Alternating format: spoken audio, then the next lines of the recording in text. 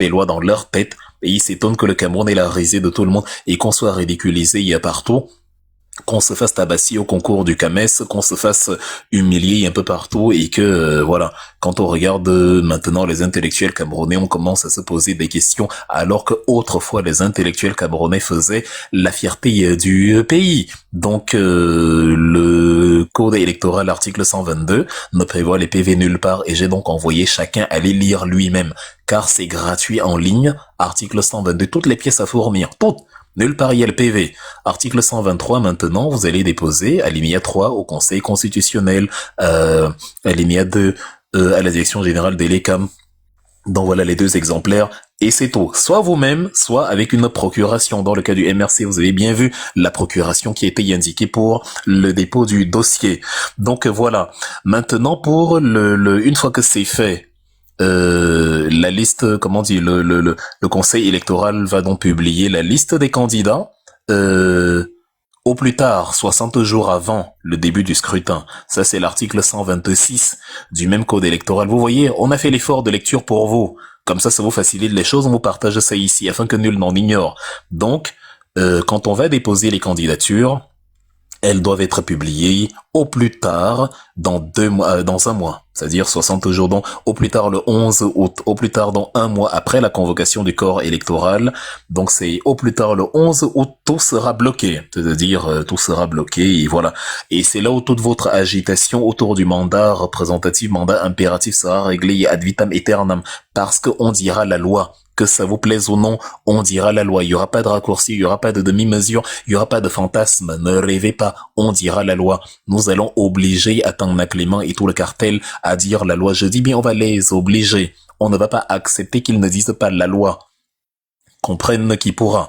Vous dites la loi parce que ce n'est pas facultatif, parce qu'on ne dit pas la loi, parce qu'on est d'humeur de dire la loi, bon on dit la loi, non, on dit la loi parce qu'on n'a pas le choix, parce que c'est un ordre, parce que la loi ne transige pas, la loi ne tergiverse pas, la loi ne demande une faveur à personne. Donc on va dire la loi. Au plus tard le 11 août, conformément à l'article 126, donc 60 jours après la convocation du corps électoral, ou 60 jours avant la date du scrutin, dont un mois après la convocation du corps électoral, voilà. Si la loi n'est pas dite, et rassurez-vous, elle sera dite, mais si la loi n'est pas dite, je le répète encore, bon, déjà, sur le plan institutionnel, on amorce ce qu'on appelle le contentieux préélectoral. Comme ça, vous nous expliquez pourquoi vous n'avez pas dit la loi, ça c'est prévu. J'ai pas les textes ici, mais c'est on dispose d'un délai de, je crois, c'est 3 jours, quelque chose comme ça. Voilà. Donc, contentieux préélectoral, comme ça, tout le cartel, toute la mafia de Yaoundé nous explique pourquoi telle ou telle candidature a été rejetée. Et voilà. Donc, maintenant, si la loi n'est pas dite, je dis bien si la loi n'est pas dite, ne vous attendez même pas à ce qu'une quelconque élection se tienne au Cameroun. C'est impossible. Vous n'allez pas tenir une élection où la loi ne sera pas dite. Vous n'allez pas tenir une élection sans Maurice Kamto. C'est impossible. Ça n'arrivera pas. Ne rêvez pas. Donc ceux qui disent que Kamto ne sera pas candidat là, rayez cela de vos papiers. Kamto candidat, Kamto pas candidat, Cameroun pas élection. C'est-à-dire, vous n'allez pas vous imaginer que vous allez inféoder la loi à votre volonté, à vos désirs, à vos fantasmes. Vous êtes mentalement malade, comme je ne fais que le dire. Les élections se tiendront avec Maurice Kamto ou les élections ne se tiendra pas. Je n'ai même pas besoin de vous expliquer. Je me demande même comment vous faites pour vous imaginer que les élections peuvent se tenir au Cameroun sans Maurice Kamto. Il faut un talent inouï pour se l'imaginer. C'est-à-dire, c'est terrible. Soit vous le faites exprès, soit votre stupidité est incurable. Comme dirait Yakano. Donc ça ne souffre de rien, la candidature de MK. Donc voilà. Le conseil électoral va donc publier au plus tard le 11 août les candidatures de manière définitive et tout ça sera réglé. Donc on va, maintenant que ces choses-là ont été clarifiées, on peut continuer avec vous sur les dispositions légales de manière comme ça à la volée. Au niveau de l'article 127, ça concerne les soutiens de Paul Biya. Vous voyez, je suis gentil.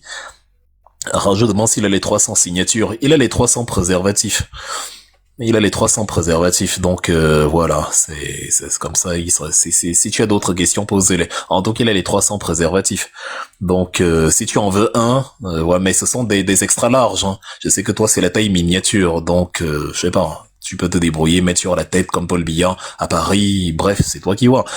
Vous concernant d'ailleurs, vous les fans de Paul Biya, je vous renvoie à l'article 127 parce que quand on a 93 ans, même la nature peut agir donc comme mon bon cœur est ce qu'il est, je vais quand même vous aider. Si le candidat décède avant la tenue des élections, sachez qu'il peut être remplacé. Ça, c'est l'alinéa 1 de l'article 127. Parce qu'on ne sait jamais, 93 ans, même si nous-mêmes on peut mourir n'importe quand, je peux faire un accident demain, ça c'est pas exclu. Mais de manière naturelle, tu meurs à 93 ans, ça ne surprend personne. Comme je suis gentil, je vous dis alors que au cas où, je ne le lui souhaite pas, mais au cas où, sachez que vous pouvez le remplacer, il n'y a pas de problème. C'est-à-dire, l'article 127 a prévu que on puisse le remplacer. L'alinéa 2 du même article a prévu que vous pouvez le remplacer, oui, mais pas à n'importe quel moment, faut vous dépêcher, parce que la candidature n'est acceptée que si le remplacement a lieu 20 jours avant le scrutin. Donc, chers biaïstes qui m'écoutez actuellement, si vous tardez, si vous prenez votre temps, si la campagne démarre et tout, et qu'on n'ait pas choisi un remplaçant, tant pis. Vous n'aurez pas de candidat, on va aller, de toute façon, on va gagner même avec vous en face, mais sans vous, ça va encore être plus rigolo. Donc, débrouillez-vous à avoir justement un candidat de remplacement au plus tard 20 jours avant le début du scrutin. Donc voilà, ça peut intervenir à l'aube de la campagne, il n'y a pas de problème, mais en tout cas, pas moins de 20 jours avant la tenue du scrutin, sinon vous êtes dans la mouise. Vous êtes en fait déjà dans la mouise, mais bon, j'essaye quand même de vous aider. Donc voilà. Ne renoncez pas au partage, hein, chers amis. Je sais que vous dites, comme vous dites souvent, que quand Wilfried parle là, vous êtes tétanisé, vous ne réagissez plus et tout. Donc, continuez de partager la conférence pour les autres. Vous voyez, on est déjà dans le vif du sujet. Et n'arrêtez pas avec les roses et les cadeaux, s'il vous plaît. Parce que si ça se coupe une fois encore, je ne vais pas recommencer. C'est humainement désagréable. C'est-à-dire, surtout de se dire que nos ennemis veillent plus que ceux qui sont avec nous. Or, on est plus nombreux. Parfois, c'est 4, 5, 6 personnes maxi qui signalent. Là, on est près de 600 personnes déjà. C'est pas normal que 600 personnes perdent le combat face à 2, 3, 4 personnes. Il y a une personne avec 50 000 comptes qui signale, parce qu'il faut pas que Wilfried dézingue Paul Biya. Vous savez que ils peuvent s'amuser avec certaines personnes sur le plan, enfin sur les panels, sur les trucs, mais nos autres, les Footing, les Wilfried, les machins, les Imaro, c'est mort. Niveau argumentation, comment tu vas t'en sortir? Tu es biaïste, tu as Wilfried et Kanga, tu as Footing, tu as Imaro, tu vas, comment tu vas t'en sortir? C'est la mort assurée, tu ne peux pas. Donc il faut obligatoirement signaler, verrouiller les coups bas, bref, des choses comme ça. C'est leur seule porte de survie. Ils n'ont pas d'autres alternatives, ils n'ont pas d'autre échappatoire. Donc voilà. C'est ce que je voulais vous dire sur la perspective que Paul Biya passe l'arme à gauche avant la campagne. Je ne le lui souhaite pas, mais bon. Naturellement, c'est possible. Sauf si vous êtes assez idiot pour dire que ce n'est pas possible, il est immortel. Non, il est mortel comme nous. Je peux mourir avant lui, mais il peut mourir avant moi aussi. Comme je ne suis pas candidat et que lui il est candidat, je vous dis donc pour que vous n'ayez pas de mauvaises surprises, sachez que voici ce qu'a prévu l'article 127, alinéa 1, il peut être remplacé, alinéa 2, remplacé le 20 jours avant le scrutin. Voilà, donc ne me remerciez pas pour la pédagogie, c'est de bon cœur. Pour les candidats indépendants, et ils ne peuvent pas être remplacés, donc ceux qui ont posé la candidature comme candidats indépendants, ceux qui ont posé la candidature avec les 300 signatures, ceux-là, si tu viens y a décédé, s'il t'arrive malheur, si tu ne peux pas être remplacé. C'est parce que bon, pardon, il n'y a pas de procuration possible, il n'y a pas de plan B, il n'y a pas de tu agis pour toi et uniquement pour toi. Il n'y a pas possibilité. Donc voilà. Maintenant, une fois que tout ça est fait, je vous renvoie à l'article 137 du Code électoral. Dans l'article 137, il est précisé donc que le Conseil constitutionnel, dont Atangna Clément et toute la pègre, je les appelle comme ça, évidemment, on ne leur fait pas confiance du tout. C'est pour ça qu'on ne va pas leur laisser la possibilité de tricher. Donc on a besoin des scrutateurs et de tout l'arsenal logistique, et c'est pour ça qu'on vous a invité à contribuer massivement à la cagnotte du MRC pour avoir les 7 milliards. Je répète encore, comme disait le philosophe Emmanuel Kant, le philosophe allemand, es ist ein kategorischer Imperativ. C'est un impératif catégorique, donc absolument, il nous faut les 7 milliards, l'argent est le nerf de la guerre, on a besoin des powerbanks, on a besoin des bouteilles d'eau, on a besoin des biscuits, on a besoin de transport, on a besoin pour 26 000 bureaux de vote et plus, on a besoin de tout ça là, pour que quand la bande à Eric et Soucé et tous les criminels des LECAM chargés de fabriquer de faux résultats pour Paul Biya va se mettre à l'œuvre. On est du répondant humain, qu'on puisse tout filmer, qu'on puisse tout contrôler, qu'on puisse tout vérifier, qu'on ne leur laisse pas la moindre échappatoire pour nous empêcher de chasser cet individu-là qui a pris le pays en otage pendant 50 ans. Mais il est malade, 50 ans. Cet individu arrive en 1969 comme chargé de mission à la présidence de la République. C'est-à-dire, c'est 62, qu'est-ce que je raconte? Il a 49 ans quand il devient président de la République en 1982. Il a 29 ans quand il arrive 20 ans plus tôt en 1962. C'est-à-dire, ça fait un demi-siècle, voire plus, qu'il occupe les plus hautes fonctions à la tête de l'État. Il a été de tous les sales coups. Quand on a éliminé Hossein Bey Afana, il était là. Ça, il faut aller dire ça aux biaïstes qui aiment s'agiter sur Kamto et mode de 2008, Kamto était où et blablabla. Paul Biya, quand on a éliminé Castor Hossein Bey Afana, il était là, il était au gouvernement. Quand on a éliminé, on ne dit pas les petits manifestants, non, on dit les grands noms. Les grands noms de la résistance. Le tout premier docteur en économie au Cameroun, on l'a liquidé comme ça. Il était dedans. On a liquidé le grand Ernest Wangé, le camarade Émile, avec ses accompagnateurs. Un homme vaillant qui a regardé la mort droit dans les yeux sans peur, sans crainte, sans trembler, qui a même dit à Jokeles ne tremble pas. C'est Georges Pompidou qui te donne l'ordre de faire ça. C'est même pas toi, dont tu n'es qu'un exécutant, dont laisse que ça se passe. C'est pour le Cameroun que je parle, laisse. Ça va bien se passer, tire, c'est-à-dire accomplir aussi ta partition, il n'y a pas de problème. Les grands hommes ont été liquidés, Paul Biya était là, il n'a pas ressenti la moindre compassion. Plus tard, quand on est venu réhabiliter à travers la loi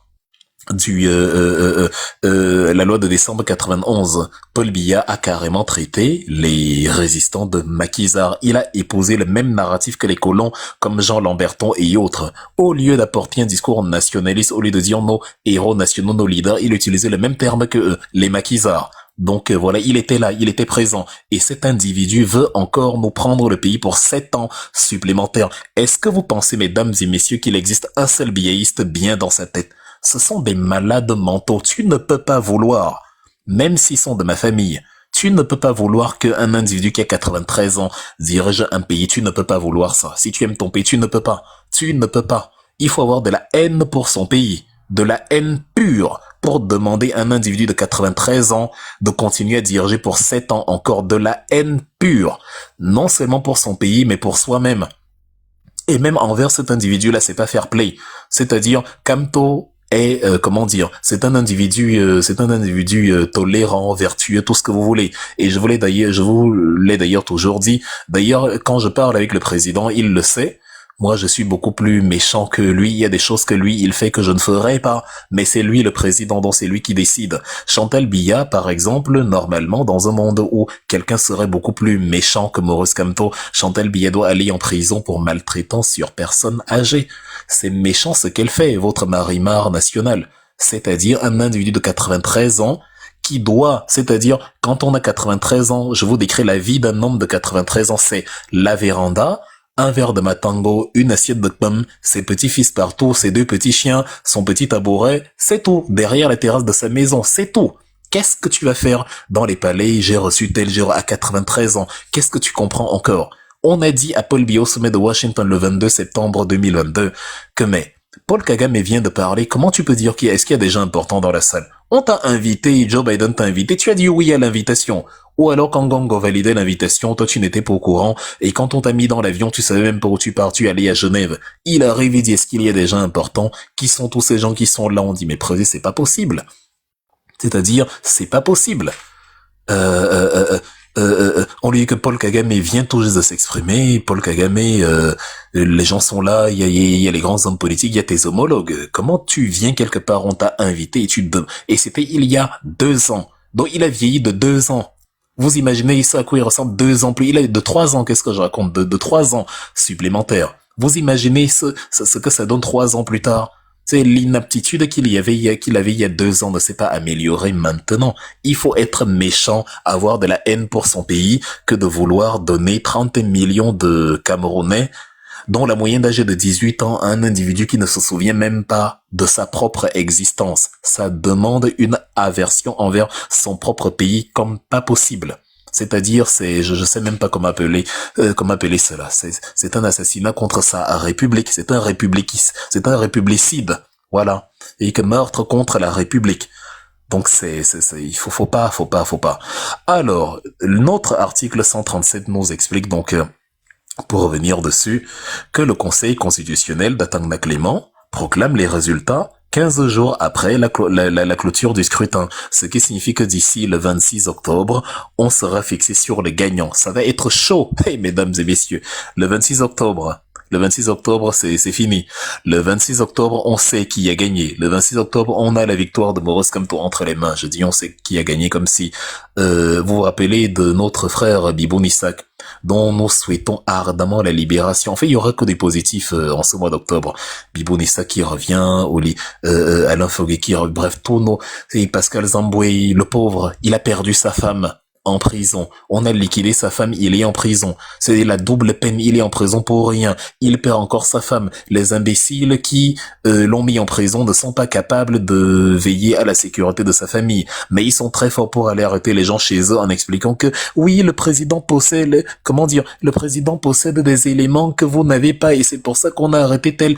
Curieusement, quand la Prado Noire vous suit, ces gens-là n'ont pas les éléments qui leur permettent d'anticiper votre agression et votre élimination. C'est incroyable, hein. C'est incroyable. Ils n'ont pas le renseignement pour les choses importantes. S'ils doivent vous arrêter chez vous, là, rassurez-vous, ils possèdent des informations que vous n'avez pas. Paul Biya est l'homme le plus renseigné du pays, donc on vous a arrêté parce qu'on avait des informations que le commun des Camerounais n'a pas, et blablabla.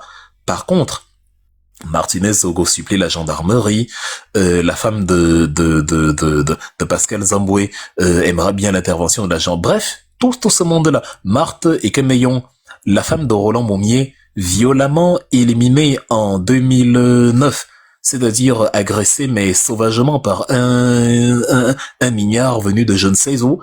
On ne peut pas protéger la femme d'un grand homme comme ça, là. La pauvre a plus de 75 ans. Elle se fait y attraper. Je veux même pas décrire la scène, c'est terrible, les conditions dont Marthe Moumier y a perdu la vie. On ne traite pas ainsi ces héros nationaux. On ne traite pas ainsi des gens qui ont combattu pour le Cameroun de demain. Félix Moumier avait tout pour mener une grande vie. Il sort de grandes écoles, c'était quelqu'un de très instruit. Il sort de l'académie William Ponty de Dakar, qui a formé les grands hommes, les Houphouët-Boigny, les Senghor, les grands présidents. Il aurait pu se plier, se conformer, avoir la vie du béni, oui, et il aurait la même carrière que tous ces gens-là. Parce que lui, il existe avant Paul Biya. Il a été repéré par les Français avant Paul Biya, mais il était il était perçu négativement par les émissaires français Guy Georgy, Roland Pré et tout ce qui était Jean Lamberton et tout ce qui était chargé de détruire le Cameroun pour le compte de la métropole. Donc Félix Moumier a décidé, malgré tous les atouts qu'il avait, les écoles prestigieuses qu'il a fait, malgré ça, il a décidé de se battre pour le Cameroun. Et à la fin, c'est-à-dire, on ne permet même pas à sa femme d'avoir une vie décente, d'avoir une surveillance personnalisée, d'avoir des gens qui vont la protéger. Non, pas du tout. C'est-à-dire, on l'élimine.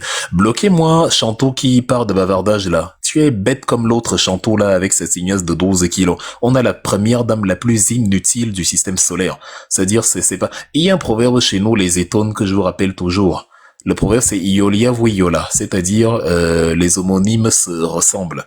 C'est pas pour rien que Kano a baptisé son fils Kano Kamto, pour que Kano Junior ait le comportement de Kamto. Toi tu te fais appeler Chanto, on voit bien le vide sidéral. Vous êtes ce qu'on appelle des hydrocéphales, des gens qui ont l'eau dans la tête. Et Chanto, ça ne peut venir que de Chanto, un truc comme ça. On est en train de vanter une grande femme comme toi, qui a combattu auprès de son mari pour un Cameroun libre. Toi, tu viens écrire bavardage. C'est normal que ton idole soit la Marimar nationale que vous aviez là-bas à Etosi. Une femme qui ne sait pas lire, qui ne sait pas écrire, qui ne sait pas s'exprimer, qu'on n'entend jamais. La première dame la plus honteuse de toute république confondue. Quand vous regardez, je n'aime pas Paul Kagame, mais regardez sa femme, regardez ses filles. Je n'aime pas Michelle Obama, mais Barack Obama, mais regardez Michelle. Je n'aime pas Emmanuel Macron, mais regardez même sa grand-mère, Brigitte Macron. Elle est très instruite. Elle était professeure de français. Elle s'exprime très bien. Elle sait parler. Elle peut tenir un débat. Regardez les premières dames à travers le monde. Regardez les deux femmes de Bassirou Diomaye Faye. Regardez les deux femmes de Ousmane Sonko. Regardez la femme de Sankara.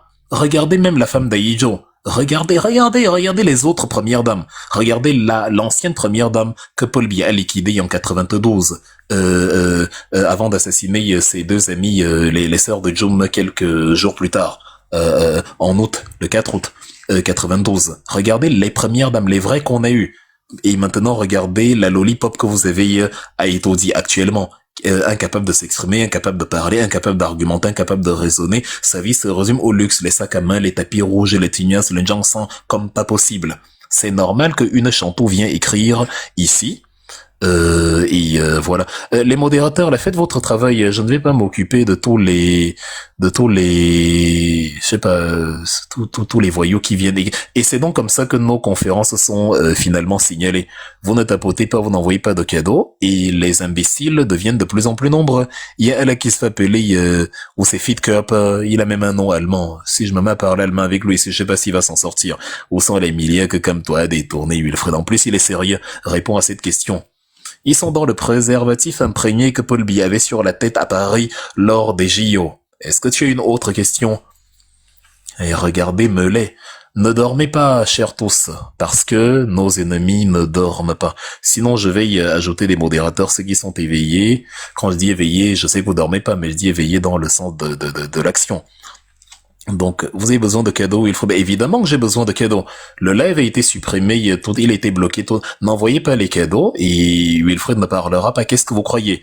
Évidemment qu'on a besoin de soutien. Évidemment. Si vous pouvez envoyer 50 000 diamants par conférence, on ne nous signalerait jamais. Mais vous préférez envoyer vos cadeaux, vos lions aux femmes qui montrent leur postérieur dans les conférences inutiles. Ceux qui risquent leur vie, ceux qui risquent leur sécurité, ceux qui ne peuvent plus aller au pays, ceux qui ont réellement besoin de soutien, vous n'êtes pas là.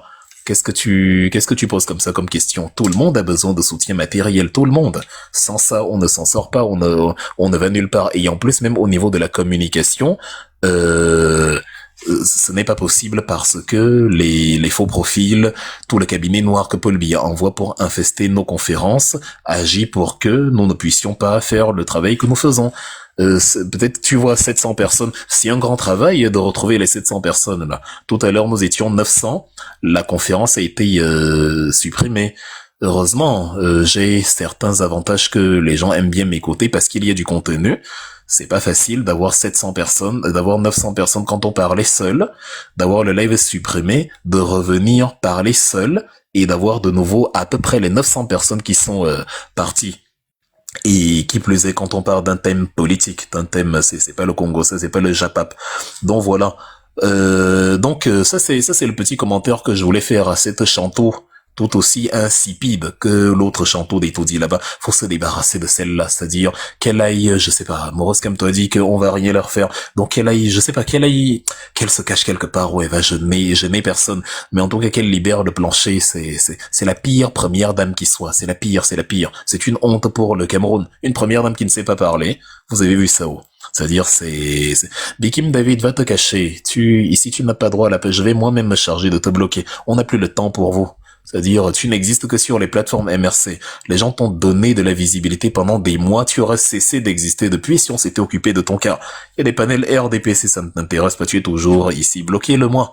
Qu'il disparaisse, qu'il aille à la poêle. En plus, il vient avec le profil de Paul Biya. Prenez des photos récentes de Paul Biya. Là où il est à l'état de légumes. Arrêtez avec les photos de 1980. C'est pas sérieux. Deng Xiaoping, en vieillissant, prenait ses photos actuelles. Il n'avait pas, c'est-à-dire, il ne craignait pas la vieillesse. Et c'était un grand homme. Lui, il avait même la possibilité, tous les droits de faire ça. Il a transformé la Chine comme pas possible. Et il a même laissé le pouvoir avant de mourir. Mais avant de partir, quand il a vu que les dirigeants à qui il avait confié le pouvoir n'appliquaient pas très bien les réformes, il est reparti faire un dernier tour de la Chine. Il avait 84 ans. Un dernier tour de la Chine, rencontrer les paysans, rencontrer les ingénieurs en disant que non, vous devez poursuivre dans les réformes que nous avons adoptées en sortant du maoïsme. Ça a redynamisé, ça a reboosté la Chine. Il ne se cachait pas, il était vieux, il n'était pas beau. Mais les gens aimaient ça, il avait un pouvoir pas possible. Il avait une aura, il transpirait quelque chose. Il n'avait plus le moindre pouvoir politique, mais son aura, son pouvoir symbolique permettait à ce que il pouvait critiquer le gouvernement, insulter les soldats le politburo du parti communiste qui dirigeait. On ne pouvait rien lui faire car c'était Deng Xiaoping. C'est ça les héros. Tu viens prendre une vieille photo de Paul Biya qui refuse de vieillir, tu viens avec ça ici et tu penses que dégagez, on n'a pas le temps pour vous. C'est-à-dire, quand on va même amorcer la ligne droite de la campagne, là c'est fini. Vous venez profiter de nos audiences, de nos panels, qui s'intéresse à vous. Tu viens faire la publicité de Biya ici. Biya est illégal sur nos plateformes. C'est-à-dire, il est illégal. Personne ne vient parler. C'est l'église désormais. C'est Maurice Kamto ou rien. C'est-à-dire, ce n'est pas facultatif, ce n'est pas celui qui veut parler de Biya. Mais est-ce qu'on arrache votre téléphone? J'ai utilisé mon téléphone, ma connexion. Et voilà, les gens viennent parce que je parle de Maurice Kamto. Si tu trouves que Biya est intéressant, utilise ton téléphone, ta connexion. Ne viens pas nous enquiquiner avec Paul Biya. Paul Biya est illégal ici. Il est inconditionnellement et fondamentalement irrecevable. Et rira bien qui rira le dernier. Bon, en attendant, va pleurer hors d'ici. Et laisse-moi continuer de partager avec les Camerounais les informations relatives à la suite des événements. L'article 137 donc du Code électoral précise que le Conseil constitutionnel arrête et proclame les résultats de l'élection 15 jours après le scrutin. Et je parlais donc du 26 octobre, la date du chassement ultime, la date où on se débarrasse de Paul Biya et on met fin à 43 années de cauchemar absolu. C'est-à-dire de cauchemar absolu. Faut regarder le Cameroun, mais je vais vous parler tout à l'heure de la visite de Paul Biya à Bonn en Allemagne. Paul Biya est arrivé avec son ami Jean Kuetey en 86. Ils étaient à Bonn en Allemagne, ils ont rencontré Helmut Kohl, le chancelier allemand. Helmut Kohl était impressionné par le dynamisme de ce président jeune à la tête d'un pays très prospère comme le Cameroun, qui a une compagnie aérienne qui fait voyager ses avions, fait du Douala, Yaoundé, Rome, Douala, Paris, Rome. C'était incroyable, le Cameroun. Avec un PIB supérieur à celui de la Chine. Je dis bien supérieur à celui de la Chine. Aujourd'hui, le PIB de la Chine a été multiplié par 42. Le PIB du Cameroun a été multiplié par 2. Et on te dit, oui, avant on était on a évolué. Bon, quelqu'un qui a grandi, c'est-à-dire qui a multiplié sa taille par 40, donc il était il y a 1. Aujourd'hui, il est à 40. Toi, tu étais il y a 1. Aujourd'hui, tu as 2. Il dit que tu as avancé. Toi aussi, que tu as avancé. Ça c'est la folie. C'est la folie pure. Quand j'ai évoqué Deng Xiaoping tout à l'heure, les ordinateurs que Paul Biya vous a fabriqués là, les PBHIV, vous savez où on les fabrique? Dans une petite entreprise dans la ville de Shenzhen. La ville de Shenzhen est une ville créée en 1980. Paul Biya devient président 2 ans plus tard. C'est-à-dire dont la ville de Shenzhen est créée presque au même moment que Paul Biya devient président. Aujourd'hui, c'est une ville mondiale. C'est l'une des villes les plus développées au monde, avec des gratte-ciels similaires à New York, une ville qui n'existait pas en 1980. C'est une ville créée par la vision de Deng Xiaoping. Même les Chinois ne croyaient pas en Deng Xiaoping c'est-à-dire, il a dit bon, je vais mettre des zones économiques spéciales dans les régions côtières du pays pour attirer les investissements étrangers et mettre une législation différente du reste de la Chine. Ça va fonctionner. Les Chinois ont dit, ok, on comprend pour les autres régions, les Macao, les coins comme ça, les Chongqing, les Guangzhou, je ne sais quoi, mais Shenzhen, c'est un pauvre village de pêcheurs. Comment Shenzhen? Il leur a dit, laissez, vous allez voir ce que ça va donner. Aujourd'hui, Shenzhen fabrique les ordinateurs pour le Cameroun, alors que le PIB du Cameroun était supérieur en 1982 à celui de la Chine. Vous voulez qu'on reprenne le même individu, qu'on le reconduise pour 7 ans supplémentaires. Ça, c'est détester son pays. Vous êtes je dis, les biaistes sont des malades mentaux. Une ville qui n'existait pas a un PIB supérieur à tout le Cameroun. Fabrique les ordinateurs pour le Cameroun. Et c'est même pas des ordinateurs, les petites calculatrices là, qui fonctionnent avec l'eau glacée. C'est des petits stagiaires dans les entreprises qui fabriquent ça. C'est pas des ordinateurs là-bas. C'est ce qu'on donne aux enfants en Chine pour, pour valider leur examen technique. On dit que bon, on va vous examiner sur la fabrication de tel ou tel engin. On dit, bon voilà, vous avez fabriqué quelques petites calculettes et voilà. C'est ça qu'on envoie au Cameroun. Et Femme Dongo les prend, se pavane avec et dit que c'est l'innovation. Il ne sait même pas qu'est-ce qu'était Shenzhen quand Paul Biya prend le pouvoir. C'est un village de pêcheurs. Shenzhen avait 30 000 habitants. 30 000 habitants. 30 000 habitants, c'est la population du secteur nord de Bonabéry. C'est-à-dire, si Bonabéry a 10 secteurs, Rien que la population de Shenzhen, c'était l'un des secteurs. 30 000 habitants, pas 30 millions, de 30 000 habitants. Aujourd'hui, ça fait partie des villes mondiales. Aujourd'hui, tu as une bourse à Shenzhen. Aujourd'hui, tu as des... Mais en fait, bref, libre à vous, hein. Vous pouvez détester le pays. Et les pays sont incroyables. Ils ont le courage de nous dire que cet individu-là doit encore diriger le Cameroun pour 7 ans. Si vous ne connaissez pas l'histoire, si vous êtes des incultes, c'est votre problème. Mais le Cameroun mérite bien mieux que ça. Parce que non, la Chine, c'était la honte du monde dans les années 70. La Chine avait certes fabriqué l'arme nucléaire avec l'aide des soviétiques, mais avait du mal à se nourrir. La Chine a perdu 30 millions de personnes, je le dis souvent, qui n'arrivaient pas à manger jusqu'en 61. Quand Ahidjo était président à la tête du Cameroun, Ahidjo qui emmenait le Cameroun vers une voie de prospérité économique, malgré sa barbarie politique, économiquement, c'était très bien. C'est-à-dire, on avait pitié des Chinois. De temps en temps, on leur envoyait quelque chose. Mais attendez, on peut pas quand même rester les bras croisés face à des gens qui meurent de faim. C'est pas possible. Le Cameroun est venu au secours de la Chine. Ahidjo effectue 2 voyages là-bas dans les années 70. Il a rencontré le grand timonier Mao Tse-tung. Aujourd'hui, les Chinois, les Chinois parlent les yeux dans les yeux aux États-Unis d'Amérique. Les Chinois envoient des engins sur la Lune. On était au même pied d'égalité presque si on enlève le volet nucléaire. On avait les mêmes chances, on pouvait devenir le Singapour d'Afrique centrale. Quand Paul Biya prend le pouvoir, il aurait pu copier Deng Xiaoping point par point. On a des zones côtières au Cameroun, il y a Douala, il y a Limbe, il y a même des forêts où tu peux créer une ville ex nihilo, à partir de rien. Bakassi aurait pu devenir notre Shenzhen. Vous pensez que la ville de Singapour est construite où c'est un marécage? Mais Singapour, allez à Singapour et vous verrez. Ils ont le plus bel aéroport du monde. Je dis le plus bel aéroport du monde. Rien que quand tu débarques, tu comprends. Aéroport avec des plateformes de massage, aéroport avec des cabines pour dormir, des trucs, des cinémas, des machins, des chutes d'eau. L'aéroport Paris-Charles de Gaulle, à côté de Singapour, c'est le village. C'est-à-dire, c'est terrible. Voilà les visions auxquelles nous aspirons pour notre pays. Donc, épargnez-nous Paul Biya, nous allons tout faire pour le chasser. Le 26 octobre, quand le Conseil constitutionnel proclamera les résultats, même à contre-cœur, Atangma Clément dira « c'est Maurice Kamto le vainqueur », parce qu'on aura tout vérifié. Sauf s'ils veulent la bagarre. On aura tout vérifié, on aura tout contrôlé, on se sera assuré que Paul Biya ne peut pas. Paul Biya ne peut pas gagner une élection comme ça. Vous pouvez pas détester votre pays au point de nous dire que vous allez voter pour quelqu'un qui a mis le Cameroun dans cet état après tout ce que je viens de vous expliquer. Ce n'est pas possible. Donc voilà. En tout cas, ça va être chaud en octobre. En fait, tout à l'heure, en parlant de l'article 137 du Code électoral, je suis peut-être passé à côté de quelque chose quand j'ai dit on proclame les élections 15 jours après la clôture du scrutin. Rien que le principe même 15 jours, c'est pas bien. Pourquoi 15 jours? C'est beaucoup 15 jours. C'est un énorme... Pourquoi autant de temps? Enlevons même que oui, on va surveiller les scrutateurs, tout ça. Le Cameroun, c'est quoi? 25 millions d'habitants, peut-être 8 millions d'électeurs. On n'a pas besoin de 15 jours, en fait, pour proclamer les résultats. Ils ont fait ça pour bien asseoir la mécanique de fraude, pour bien peaufiner leur tableau Excel, pour bien, ajuster la tricherie et tout ce qui y a trait.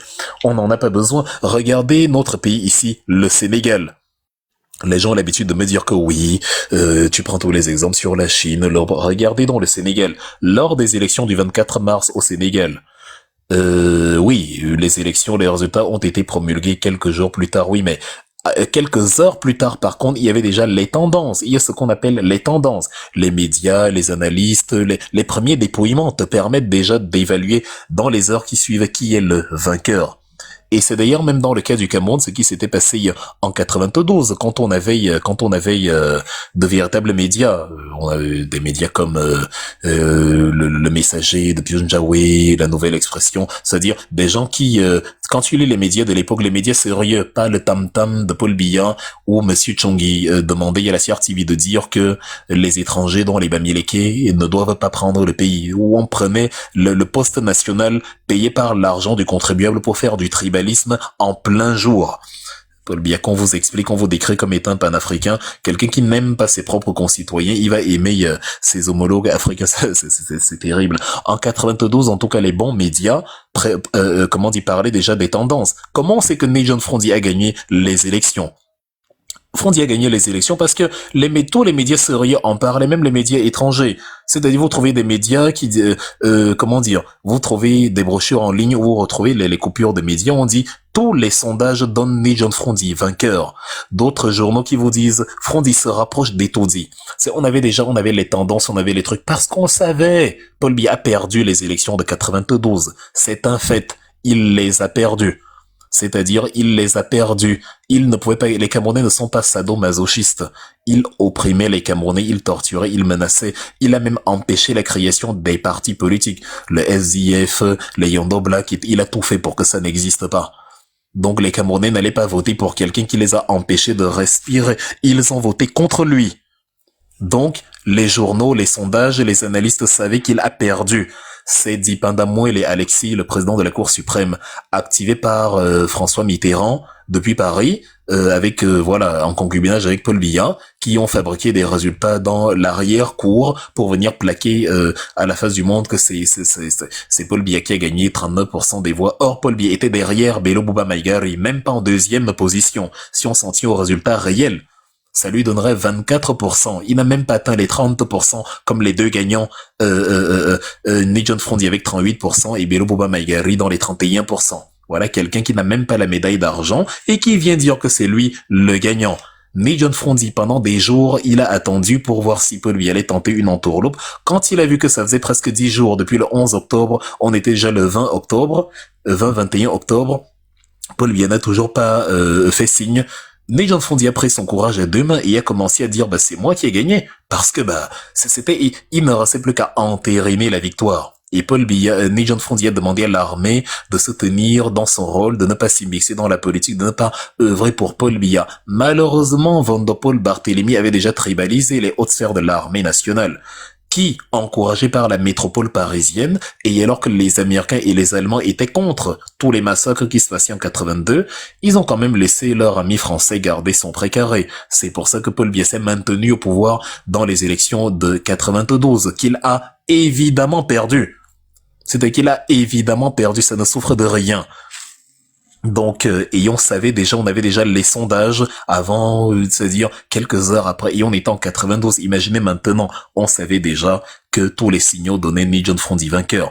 Quand vous prenez dans le Sénégal auquel je fais allusion, vous voyez dans la loi électorale du Sénégal par exemple, non seulement les premières estimations sont sur le jour même, donc quelques heures après la fermeture. C'est-à-dire, même si c'est pareil un peu aux États-Unis, c'est dans les jours qui viennent que on a l'officialisation de tout. Mais ça, c'est vraiment l'officialisation, le volet administratif. Mais sinon, factuellement, on sait qui a gagné. Sauf quand c'est ultra, hyper, méga serré, mais sur le principe, on sait qui a gagné quelques heures après, et c'était le cas au Sénégal. C'est prévu même par la loi électorale. Après les élections du 24 mars, qui ont opposé le candidat du PASTEF, Bassirou Diomaye Faye, au candidat de l'APR, Amadou Ba, le dauphin de Macky Sall, les gens savaient déjà au lendemain quelques heures après l'élection, que non seulement le PASTEF a gagné, mais en plus, il y aura même pas de deuxième tour parce que le PASTEF a gagné avec la majorité absolue, minimum 50%. Donc, il y aura pas de deuxième tour, c'est bouclé. Donc, voilà. Je rappelle à ceux qui viennent d'arriver, on est déjà près de 800 personnes, que Maurice Kamto sera candidat. Donc, ça ne souffre de rien. Enfin, comme j'ai dit, on vous l'a déjà dit depuis des mois, depuis l'année dernière, que Maurice Kamto, la candidature ne souffre de rien.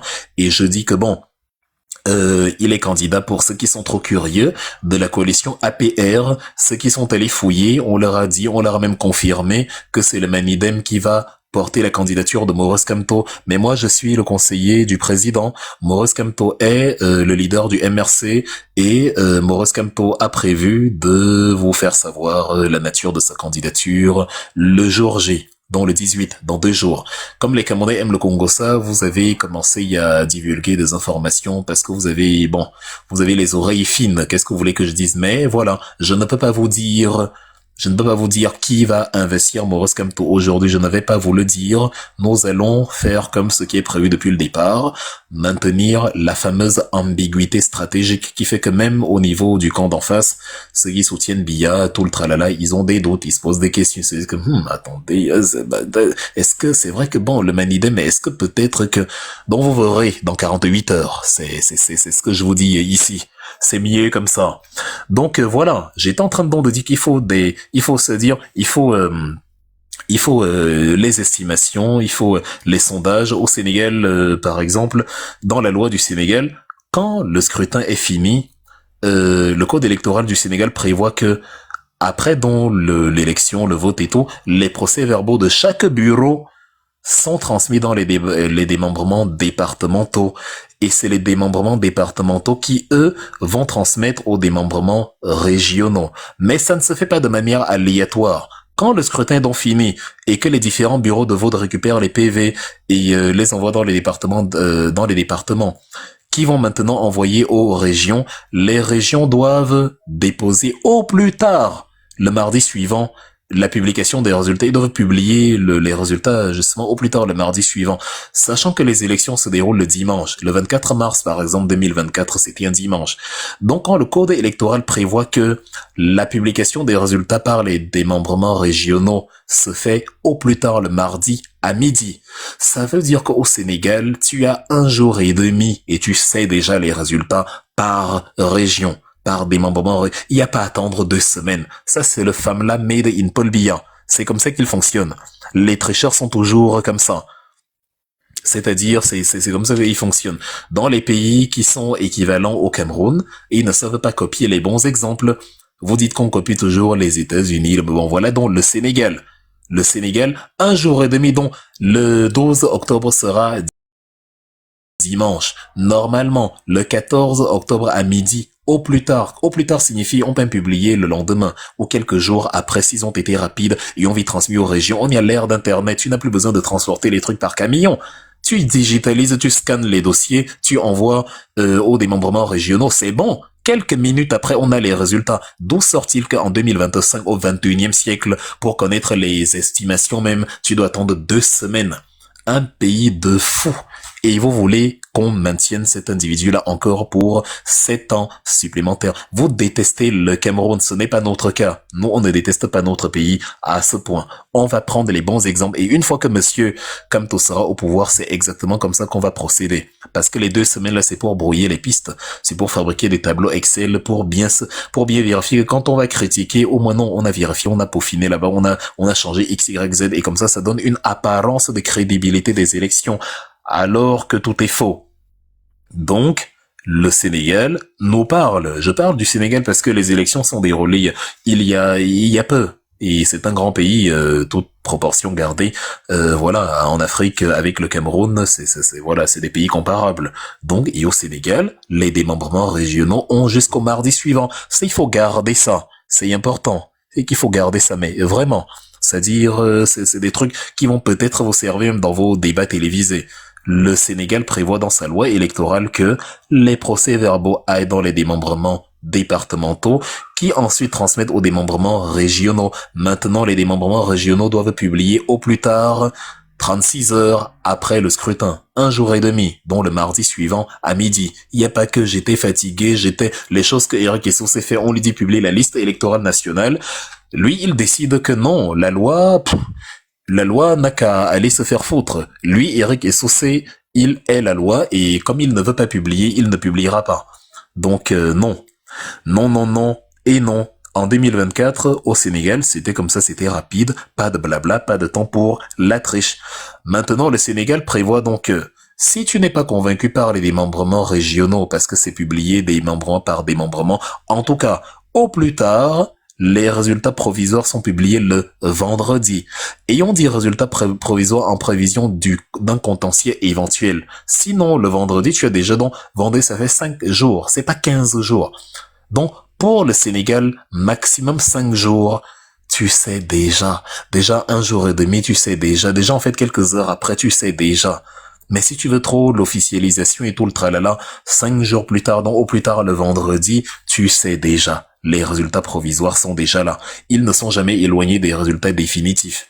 Donc on sait déjà, le Cameroun ajoute 10 jours de plus, on ne sait pour quelle raison, 10 jours de plus pour mieux frauder, pour mieux tricher, pour mieux, voilà, fabriquer dans les cabinets noirs des choses qui n'ont ni queue ni tête et qu'on va présenter à la face du monde en disant que oui, Paul Biya a gagné les élections, nanani nanana, alors que dans un contexte équitable où le jeu est équilibré, jamais Paul Biya ne remporte une élection, jamais déchet, jamais.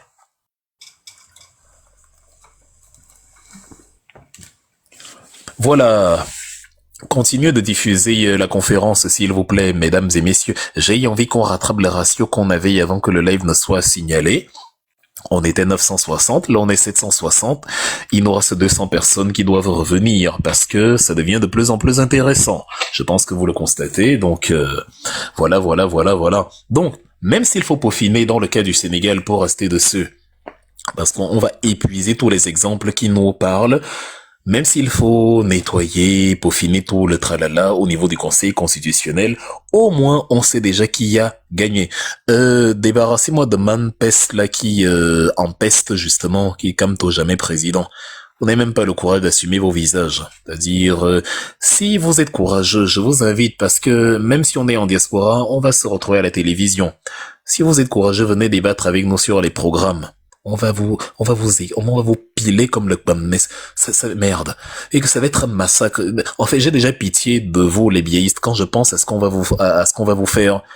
Je vous signale que vos amis, les Emmanuel Pincy et consorts, fuyaient les plateaux télé en 2018 et ne voulaient pas débattre parce qu'ils voulaient que leurs femmes continuent de leur donner les way à la maison. Parce qu'on t'a ridiculisé sur un plateau télé, même ta femme ne veut pas. Ça tue la libido. Elle ne veut pas. Elle va garder la porte fermée à double tour. Parce que non, ce que tu viens de te payer là à la télé, donc vraiment, venez bien vous agiter sur TikTok ici en faux profil, mais ça va se passer à visage découvert dans les médias. Donc préparez-vous déjà, mais on va vous ratatier, ce qu'on va vous faire, mais ça va être moche à voir. Vous allez fuir. Parce que là on est 1000 fois meilleur qu'avant. On est plus fort qu'avant et vous êtes plus faible qu'avant. Imaginez ce qu'on vous faisait quand vous étiez plus fort et quand on était même moins fort. Aujourd'hui on est plus fort et vous êtes plus faible.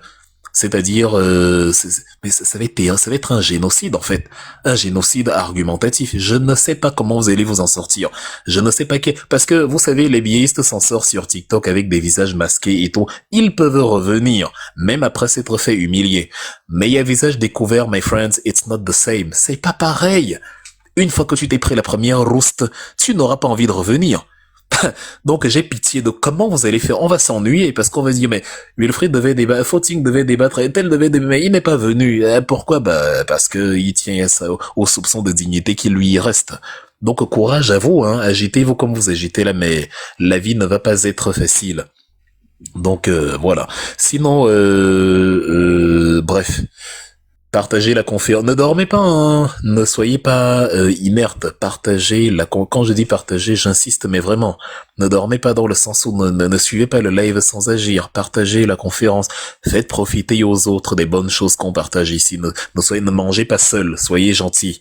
Diffusez, je veux voir des partages. Partagez le live, ça ne coûte rien. Diffusez, partagez le live, rendez-le plus accessible. Ah, il n'est que 19h33. Ceux qui sont au Canada, en tout cas, ils ont de la chance. Comme j'ai prévu que la conférence dure toute la nuit, ils en ont pour toute la soirée et ils sont bien. Donc, ça ne va pas finir maintenant. Rassurez-vous, on a énormément de choses à se dire. Déjà qu'on s'est dit déjà énormément de choses. Ce n'est pas fini. Donc, bref. Voilà. Donc, je disais quoi sur le Sénégal? Que, en fait, quand bien même l'argument serait que oui, bon, il faut quand même voir ce qui éventuellement n'a pas fonctionné. Il faut que le Conseil constitutionnel vérifie si ça. On sait quand même déjà grosso merdo qui est devant en termes en termes de voix, qui a 98% de chances de gagner, et voilà. Parce que les tendances, en fait, qu'est-ce qu'on appelle les tendances? Les tendances se basent sur le regroupement, en fait, de toutes les infos qui viennent des bureaux de vote. Pour ceux qui veulent, voilà. C'est-à-dire, on attend au Sénégal que les PV soient transmis aux régions. Une fois que, pour ceux qui veulent en tout cas être plus fixés, ils peuvent attendre dans les 1 jour et demi quand les PV sont transmis aux régions, quand c'est publié. Ils peuvent eux-mêmes faire chez eux une sorte d'évaluation. Je sais pas, qu'est-ce que vous voulez qu'on vous explique? Je ne sais pas ce que la bande Abia a fait avec les votes des gens pour que ça prenne 2 semaines. C'est incompréhensible, en fait. Et le pire, c'est que ils ne vous laissent même pas exprimer les tendances. C'est-à-dire, au-delà même que oui, ça prend 2 semaines pour publier les résultats définitifs. Au Cameroun, on ne vous laisse même pas publier les tendances. On vous interdit presque de parler. On dit, attendez que le Conseil constitutionnel s'exprime. Attendez, la campagne est finie. Ne parlez pas. Vous n'êtes pas le Conseil constitutionnel des Malabar, mais pas possible. Depuis quand il faut être le Conseil constitutionnel pour parler ou évaluer les résultats? Même si la décision ultime revient au Conseil constitutionnel, les médias, les citoyens, les analystes, les observateurs, les instituts peuvent justement établir les évaluations. C'est que le Cameroun n'est pas entré au 21e siècle. Vous êtes fâché quand Sarkozy a dit que l'Afrique n'est pas rentrée dans l'histoire. En tout cas, ce qui est vrai, c'est que le Cameroun des Biya n'est pas rentré au 21e siècle. Ils sont surpris des choses qu'on voit pourtant tous les jours. Des choses qui se passent absolument tous les jours. C'est-à-dire, partout dans le monde, on voit bien comment les instituts d'analyse, de collecte, les plateformes et voilà, tous les différents corps sociaux qui s'occupent de ces choses et les statisticiens font la compilation et évaluent les premières tendances. Eux, c'est pas, ils ne savent pas ça. Ils vivent dans un vase clos. Ils sont dans une île déserte. C'est le Conseil constitutionnel qui doit parler. Et s'il parle dans 1000 ans, on doit attendre 1000 ans. Cette fois-ci, c'est mort. On aura les estimations quelques heures après. On va se blesser lors de cette campagne. Ne vous en faites même pas. Ça ne souffre de rien. Absolument de rien. Donc, c'est très amusant. Vous savez pas qu'on peut compiler les PV, les données des PV qu'on a en sa possession.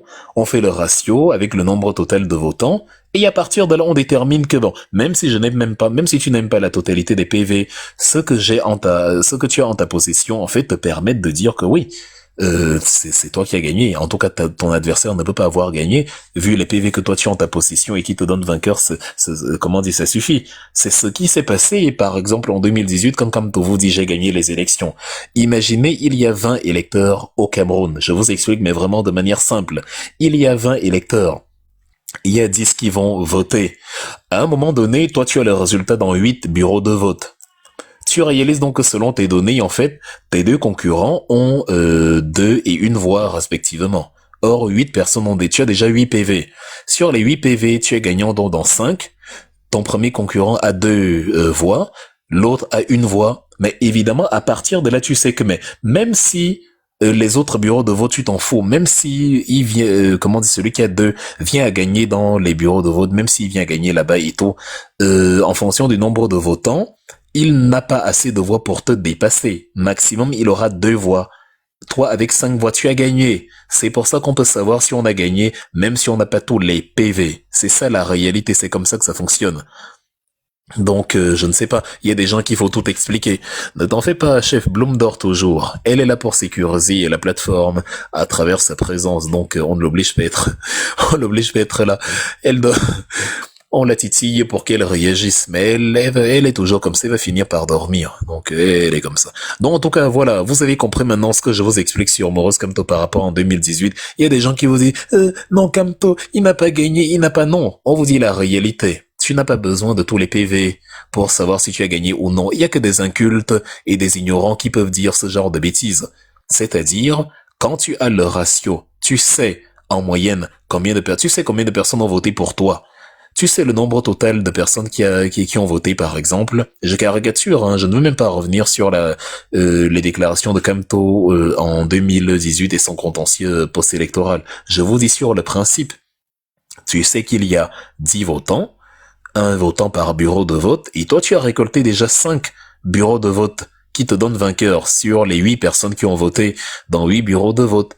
Tu peux aller te coucher, tu peux aller commencer à célébrer, ouvrir le champagne, parce que tu as gagné.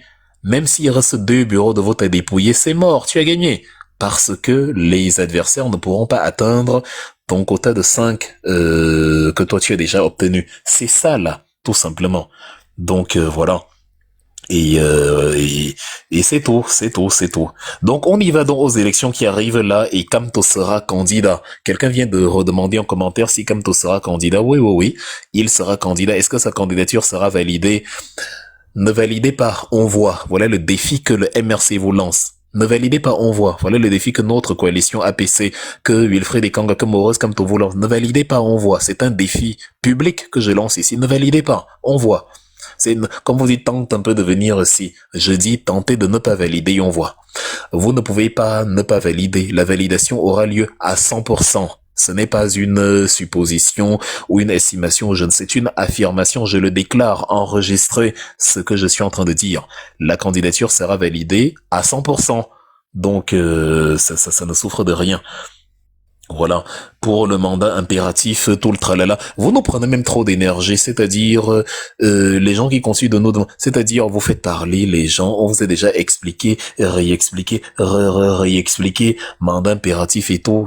Quelqu'un a demandé encore, est-ce que Kamto sera candidat, est-ce que on va pas vous refaire la même chose tout le temps. Celui qui veut savoir si Kamto sera candidat, enfin, ou les détails sur le mandat impératif et tout, qu'il me confirme ici qu'il a commandé un exemplaire du livre Tu dois t'impliquer.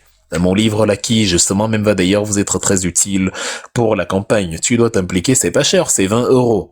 Vous le commandez sur Amazon, vous me confirmez. Ou si vous voulez, pour ceux qui veulent la signature, vous m'écrivez sur Facebook, enfin sur la messagerie TikTok. Et là tu reviens en commentaire, tu dis Wilfried, je viens de commander un exemplaire de ton livre. Maintenant explique-moi ce qu'est le mandat impératif. Voilà.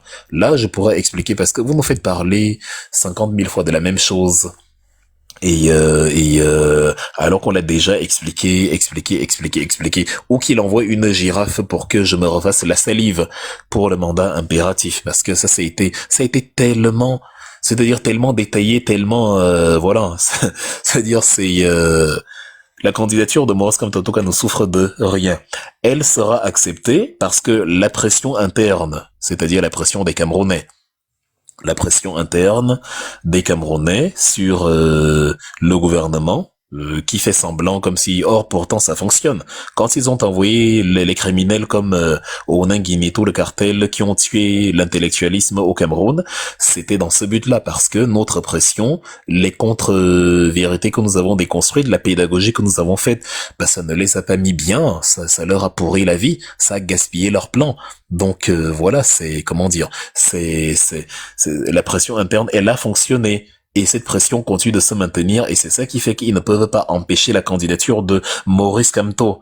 C'est cette pression interne-là qui a même d'ailleurs fait qu'ils envoient les criminels de l'éducation pour venir nous dire des mensonges et démobiliser parce que il faut, puisqu'on ne peut pas empêcher la candidature de Maurice Kamto, il faut décourager les Camerounais, faut pas qu'ils aillent s'inscrire, faut pas qu'ils se mobilisent, faut pas qu'ils, voilà. Donc on vous a dit, quand vous harcelez, quand vous dites aux gens d'aller s'inscrire à Tangan, j'ai dit, vous harcelez, arrêtez de harceler les gens.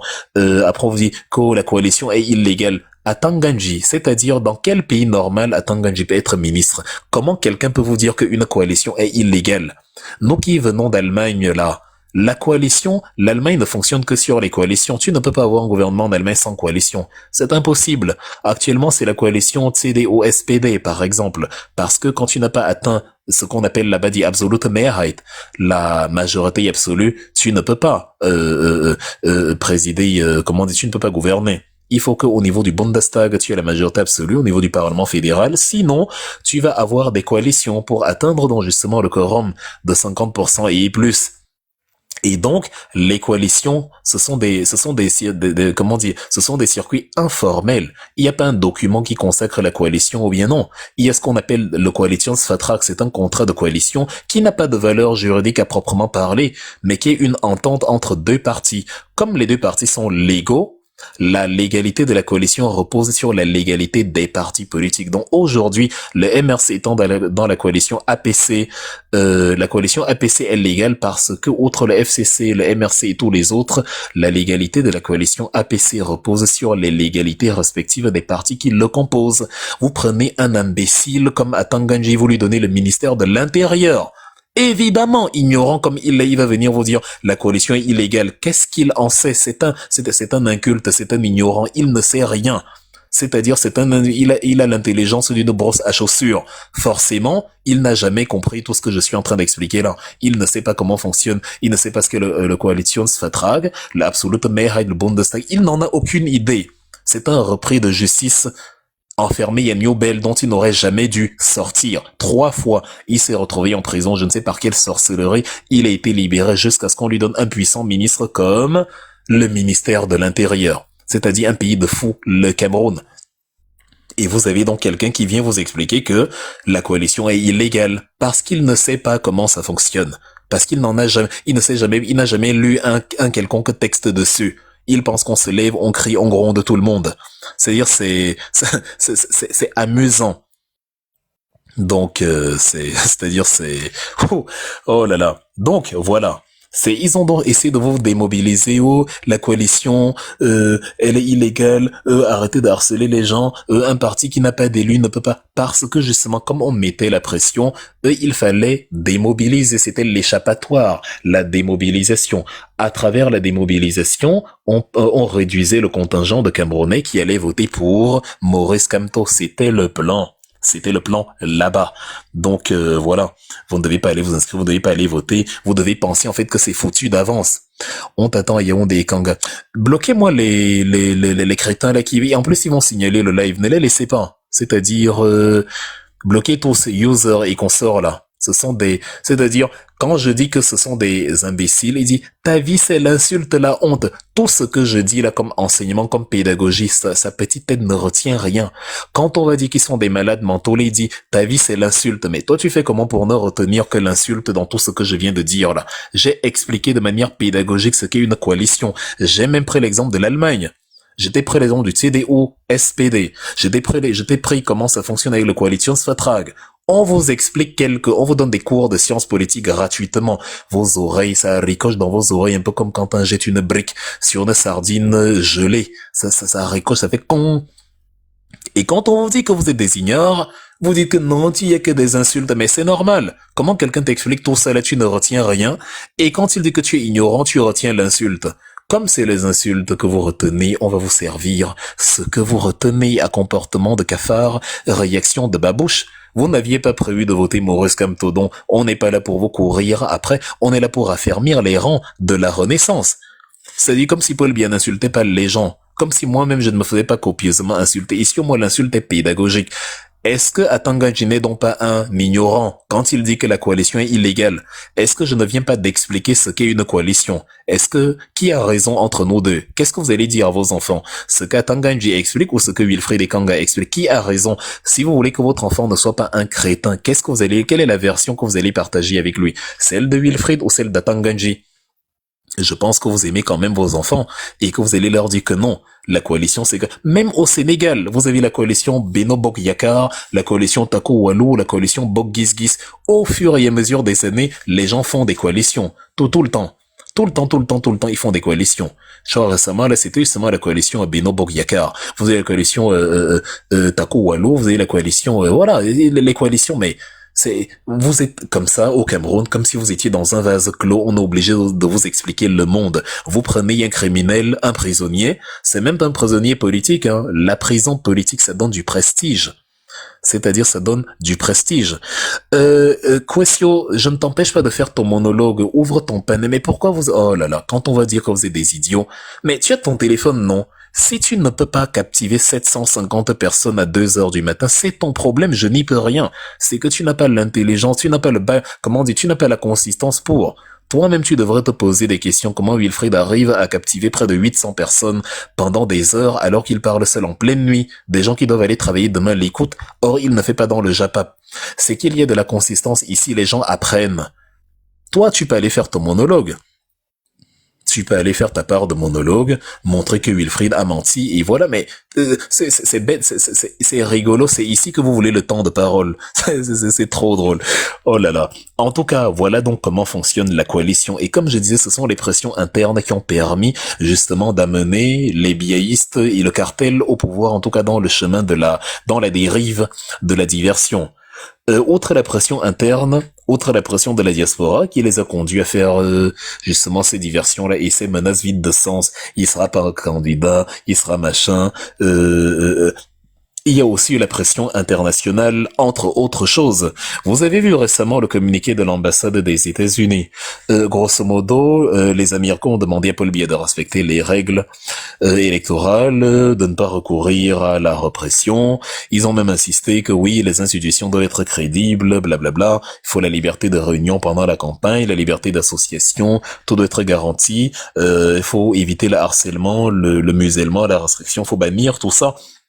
Et l'ambassade américaine a même précisé, et ça c'est amusant, qu'ils vont se tenir aux côtés du peuple camerounais. C'est amusant quand même, hein, cette histoire. On va quand même analyser la partie là, parce que c'est important. Ça peut prêter à sourire venant des Américains. On se dit, tiens, vous du peuple camerounais, vous avez laissé Paul Biya sévir pendant des années, vous avez même pris parti pour lui. Or, on s'était dit que bon, s'il y a des observateurs internationaux, ils doivent jouer le rôle d'arbitre et mettre la pression pour que les lois soient respectées. On ne veut pas que les Américains soutiennent les Camerounais, non. C'est nous-mêmes qui allons renverser Paul Biya. Mais si les instances internationales peuvent faire pression pour Paul Biya, sur Paul Biya pour que les lois soient respectées, dont le jeu est équilibré, ça nous va. Comme ça, s'il gagne, il n'y a pas de problème, le jeu était équilibré, il a gagné. Mais si on gagne, bah ok, on a profité du jeu équilibré, c'est tout ce qu'on demande. Donc les États-Unis, qu'est-ce qui se passe maintenant que les États-Unis, qu'est-ce qui pousse maintenant les États-Unis à venir quasiment expliquer que oui, Paul Biya se tient aux côtés du peuple et ce genre de choses. Bon. Déjà, il faut savoir que les États-Unis ont une grande présence dans l'échiquier politique au Cameroun. C'est à l'ambassadrice américaine Janet Garvey, elle était ambassadrice entre 2007 et 2010, que ce cher Amadou Ali, vice-premier ministre, Amadou Ali de regretter mémoire, vice-premier ministre de Paul Biya, expliquait carrément que un Bamileke ne sera jamais président. Donc les Américains sont au courant que le but de Paul Biya, c'est-à-dire parce qu'il est imbibé de tribalisme. Ça, c'est une variable à ne pas négliger, je dis bien. Et ça, ce sont des faits. Les câbles qui ont fuité, les câbles de Wikileaks en 2013 de Julian Assange ont révélé les conversations avec, justement, l'ambassadeur Janet Garvey. Monsieur Amadou Ali du RDPC et pas n'importe qui, c'est-à-dire tout un RDPciste, tout un ministre, vice-premier ministre, donc pas n'importe qui, va carrément dire à Janet Garvey que non, les nordistes, on n'est pas assez faux, c'est-à-dire on est prêt à soutenir Paul Biya pour, autant de candidatures qu'il le désire.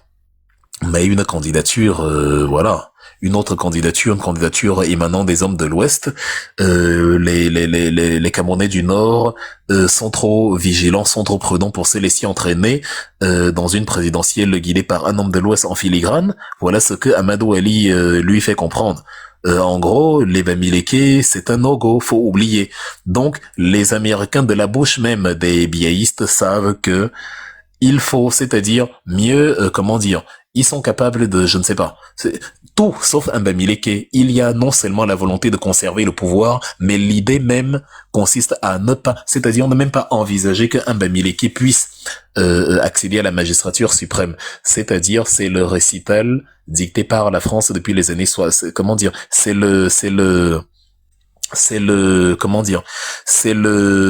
justice, s'il te plaît. Ce que je suis en train de faire, c'est l'histoire politique de notre pays. Elle est imbibée de tribalisme. Si tu veux résoudre le problème du tribalisme dans ton pays, il faut crever l'abcès. Paul Biya est un tribaliste jusqu'à la moelle des os. Un jour, je vais faire toute une conférence sur le tribalisme, tu comprendras les fondamentaux de ce que je dis. Depuis Jean Lamberton et ses déclarations de mars 1960 qui ont consacré le tribalisme principalement orienté vers les hommes de l'Ouest, qui menait le combat auprès des peuples bassins contre enfin au problème de tous les Camerounais, mais à qui on avait collé une identité majoritairement Bassa Bamileke. Monsieur Lamberton a identifié les Bamileke comme étant le mal principal. Il l'a dit dans une longue lettre. Et le but, quand on a mis les dirigeants qu'on a mis au pouvoir, leur rôle était de tenir à distance l'éventualité d'un pouvoir Bamileke. C'est un fait. C'est un fait politique, c'est la réalité politique de ton pays. Désolé de t'apprendre les choses de manière crûment comme ça, mais c'est le cas. Et je n'ai pas besoin d'être Bamileke pour le dire, c'est ma lucidité qui me le permet.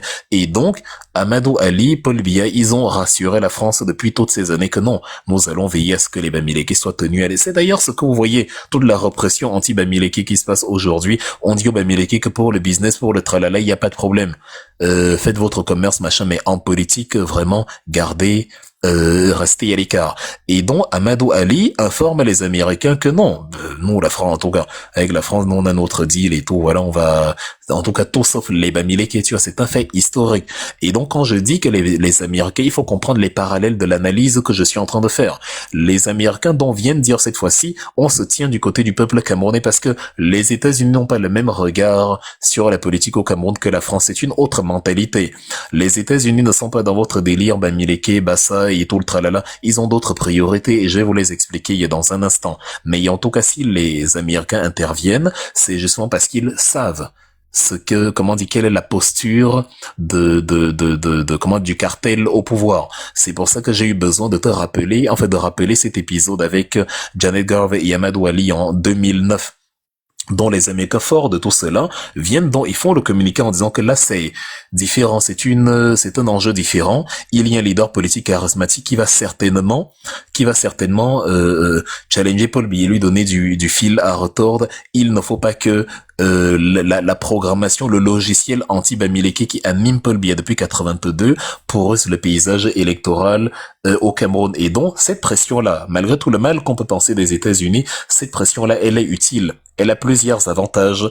Le premier avantage, c'est que, outre le fait que grâce à la pression du peuple camerounais, Paul Biya ne peut pas empêcher la candidature de Kamto, la pression américaine aussi permet justement de réduire à néant l'éventualité même que Paul Biya puisse empêcher la candidature de Maurice Kamto. Les États-Unis, c'est pas la France. Le coup de pression américain, il est un peu plus dur, il est un peu plus, voilà, ça rigole moins. C'est la première puissance politique, économique, militaire mondiale, donc ce n'est pas tout à fait la même chanson que si ce sont les Français qui parlent. Donc, il y a encore que les Français, Paul Biya leur est totalement soumis, mais les Américains mettent leur grain de sable dans l'engrenage en disant que non, je sais que France assure son précaré et tout, mais nous aussi on a certaines visées au Cameroun qui font que on a besoin que les choses soient un peu tranquilles de ce côté-là. Et plus ou moins que le meilleur gagne.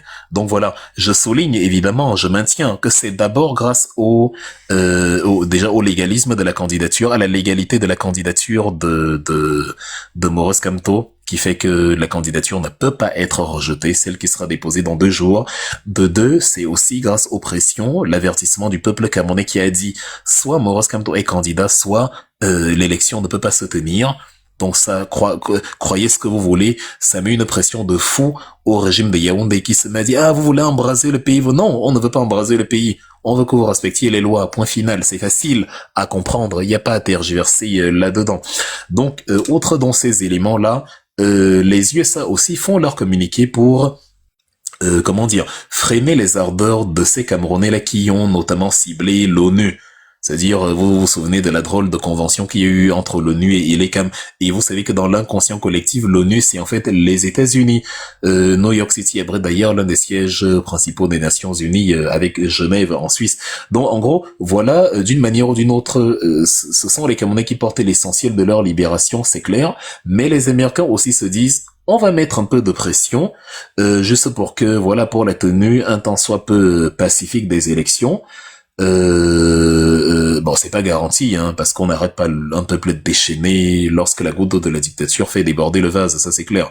Mais voilà, la visée américaine dans un premier temps, en tout cas, c'est de calmer le jeu pour se refaire une bonne image, déjà, parce que l'ONU a été très mal vue par les Camerounais qui ont vu une main des Américains, une main des grandes puissances qui se cachent derrière l'ONU pour soutenir Paul Biya, une coalition France et États-Unis pour soutenir la continuité de la dictature pour 43 ans supplémentaires. dont les Américains reviennent pour plusieurs raisons. La première raison, c'est de montrer que non, on n'est pas dans le jeu trouble. On montre au peuple camerounais que oui, on est quand même, on est quand même de leur côté et tout. C'est pour ça qu'ils insistent en disant, on se mettra du côté du peuple camerounais, etc., etc. Ça c'est d'un refaire leur image. De deux, ils ont besoin de paix pour leur business. Vous savez qu'aujourd'hui, les États-Unis ont un président qui, lui, aime les affaires. Donald Trump a maintenu une mentalité, en tout cas dans le cas du Cameroun, plus ou moins comme les dirigeants chinois, pour d'ailleurs contrer la Chine.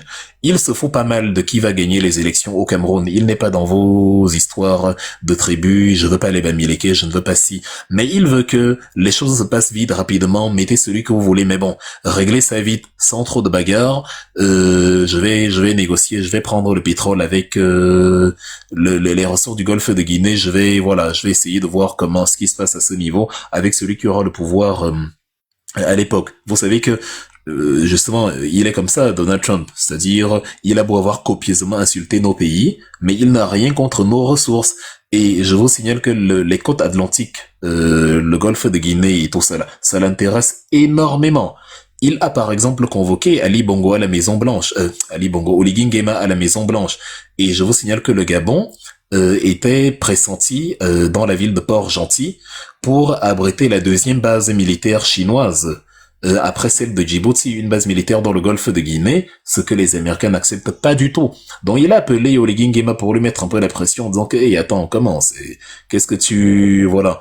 Essayer de contrer l'influence chinoise. Donc évidemment, le golfe de Guinée, c'est le Cameroun, c'est la même zone et tout. Et il y a énormément de ressources de ce côté-là. Outre la présence militaire chinoise qu'il faut contrer, il faut contrer la présence commerciale chinoise. Le golfe de Guinée, c'est la première région pétrolière d'Afrique. Là-dedans, vous trouvez 24 milliards de barils de pétrole. C'est 4,5% des réserves mondiales de pétrole, de réserves sous-marines de pétrole. Donc c'est pas rien, il y a énormément de bonnes choses là-bas. Et les États-Unis de Trump aiment beaucoup, ils aiment, enfin, c'est pas comme si c'est nouveau, mais Trump, lui, il aime quand les choses aillent vite. Il aime négocier, il aime parler argent, parler business, parler ressources et tout. Vos histoires de politique, quand c'est long, ça le dérange. Vous avez vu comme il a frappé les sites de Fordo en Iran, et le lendemain, il a dit à Netanyahou, bon, ça va, c'est fini, c'est fini, la guerre est finie, on passe à autre chose. Récemment, il dit carrément que oui, je donne 50 jours à Poutine pour régler le conflit ukrainien. C'est un homme pressé, c'est pas un homme politique, c'est un businessman. Pour le cas du Cameroun, c'est le même logiciel qu'il utilise. Débrouillez-vous à faire vite cette histoire d'élection, parce que moi je passe à autre chose. Il se fout pas mal de qui va gagner, mais il veut que les choses soient plus ou moins calmes pour que il gère son histoire de pétrole, toutes les richesses qu'il peut puiser dans le golfe de Guinée. Donc c'est un peu la raison pour laquelle les États-Unis se mettent à parler maintenant et vous expliquent que oui, ils veulent ça, ils veulent la paix, le peuple camerounais et tout le tralala. Évidemment, ils s'en battent les steaks. Mais comme c'est aussi important pour les affaires, Trump aime officialiser ce genre de choses. Il aime officialiser. Il n'est pas toujours comme dans le contexte de Bush et consorts où bon, c'est quand il y a la guerre que dans les back-back on exploite les ressources. Lui, il aime mettre la pression de manière officielle. Que oui, je vais te supprimer tes visas, je te mets les droits de douane, et en retour toi tu me donnes les ressources. Et lui, il ne cache pas. C'est sa manière de faire. Son business, sa pression économique, elle est officielle, elle est visible, elle est transparente. C'est de la barbarie, mais au moins c'est de la barbarie transparente. Donc voilà. Et voilà. Donc c'est un peu ça. Il faut donc savoir que, il faut souligner, je veux dire que avant même de savoir si Maurice Kamto allait déposer sa candidature ou non, au nom du MRC, ou s'il allait contourner les Camerounais qui se trouvent à l'ONU, parce qu'il y en a qui travaillent aux Nations Unies. Ils auraient pu, moi je le leur reproche, Philémon Yang et autres, ils auraient pu se servir de ce levier-là beaucoup plus tôt pour faire pression sur les États-Unis en leur disant vous devez dire à Paul Biya de respecter le jeu électoral.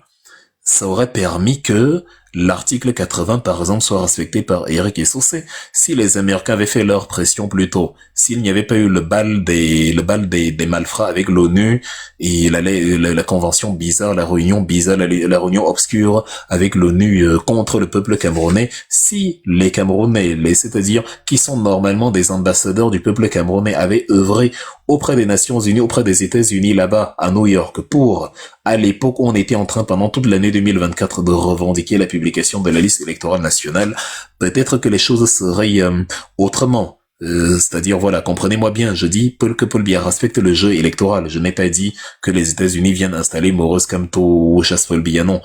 Donc voilà, et Philémon Yang travaille là-bas, mais bon, je ne peux pas demander au parrain de la mafia d'appeler lui-même la police pour vérifier ses stocks de drogue. Vous savez, Philémon Yang, qui était donc le premier ministre entre 2009 et 2019, il est aussi en même temps président de l'Assemblée générale de l'ONU.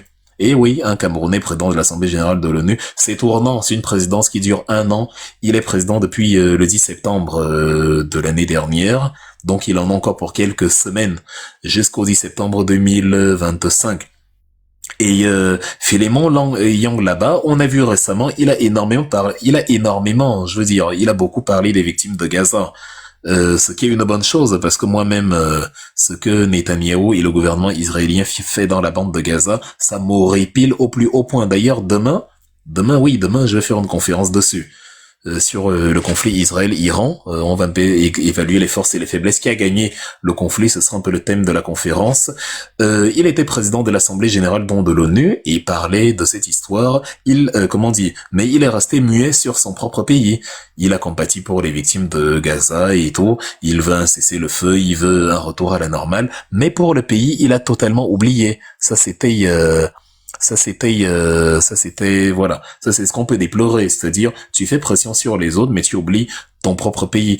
Ah oui, merci Bloom. Petite parenthèse. Abonnez-vous à mon deuxième compte, la Wilfried Ekanga. Il est là parce que, je suis, puisque vous n'aimez pas tapoter, vous n'aimez pas envoyer les cadeaux, vous n'aimez pas sécuriser les lives, vous n'aimez pas bloquer les ignares qui viennent nous insulter. Les gens signalent notre conférence et elle est muselée.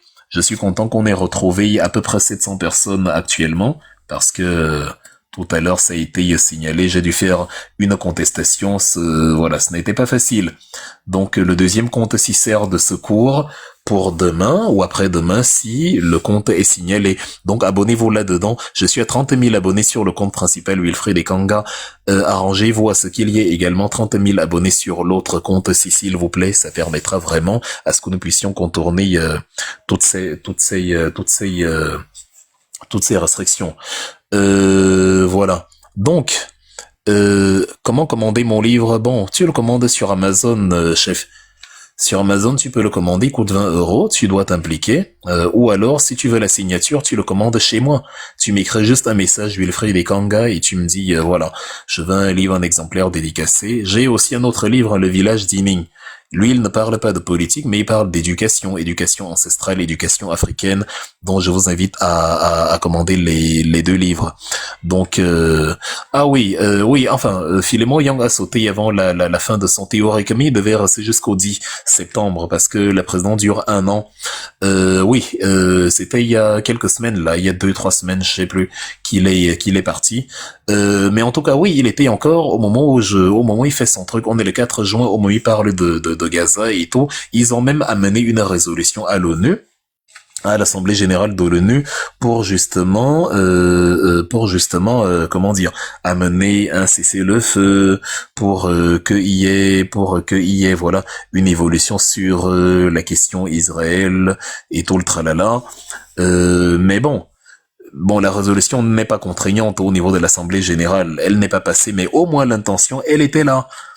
Par contre, pour le Cameroun, on ne l'a pas vu justement à appuyer comme ça une résolution au niveau de l'Assemblée générale. Ce n'est pas théorisé là-bas, c'est l'un des conflits, c'est l'une des problématiques. Le Cameroun, la dictature au Cameroun, un peu comme le conflit anglophone, c'est l'une des problématiques les plus ignorées du monde politique actuel. Et Philémon Yang, qui s'exprime sur les victimes à Gaza, sur les drames des autres, ne s'exprime pas sur les drames de son pays. Donc c'est un peu ce qui est triste. Bon, petite parenthèse, hein, petite parenthèse juste comme ça gratuitement pour ceux qui veulent un peu de la pédagogie. Quand je dis que les décisions de l'Assemblée générale ne sont pas contraignantes, ça veut dire que les États, en fait, contre qui une résolution s'applique, ou les résultats qui doivent appliquer une résolution de l'Assemblée générale de l'ONU ne sont pas obligés d'appliquer la fameuse résolution. C'est une sorte de pression symbolique, une sorte de pression morale. Voilà, et évidemment, comme vous pouvez vous attendre, les pays concernés, ils s'en foutent totalement. Regardez Israël, toutes les résolutions de l'Assemblée générale contre eux, toutes les plaintes, toutes les condamnations, ils s'en foutent. Et comme je dis, demain on va parler d'Israël. Quoi qu'il advienne, on va parler d'Israël. Ça me tient à cœur cette histoire-là parce que je n'aime pas l'injustice et c'est un gouvernement très injuste.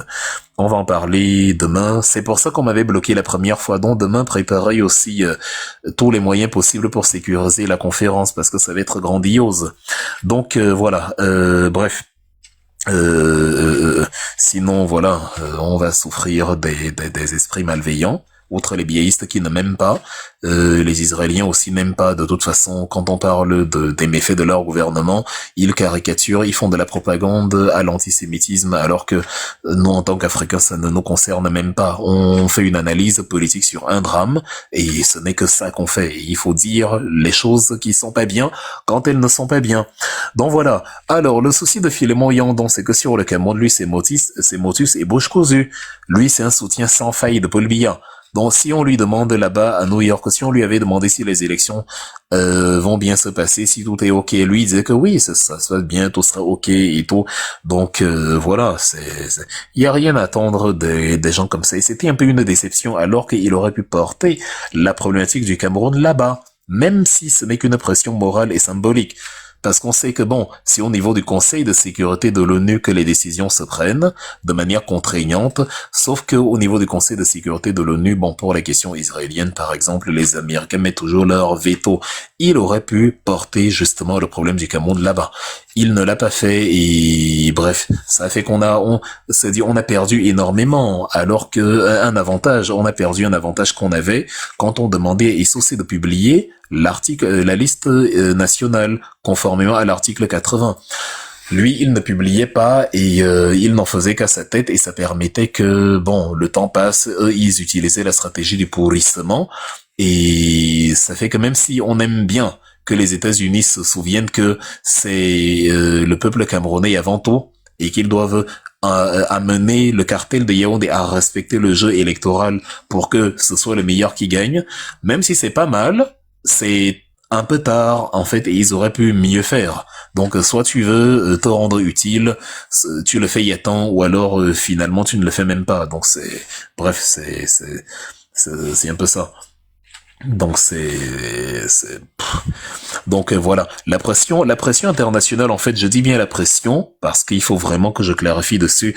C'est différent de l'ingérence parce que l'ingérence, ça c'est autre chose. C'est vraiment un État vient et prend parti pour un dirigeant ou un candidat, il se met à œuvrer pour que ce candidat-là soit le vainqueur. Ce n'est pas de ça qu'il est question ici.